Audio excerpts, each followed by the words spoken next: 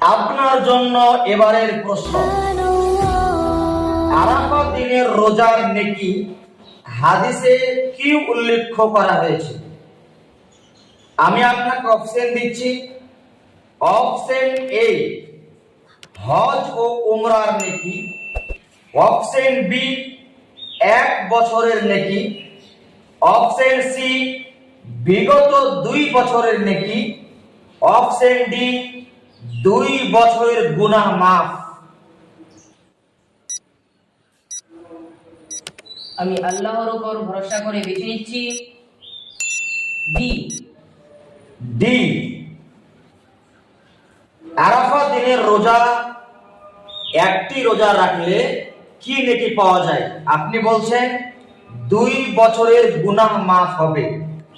আপনি যে উত্তরটি দিয়েছেন আপনার উত্তরটি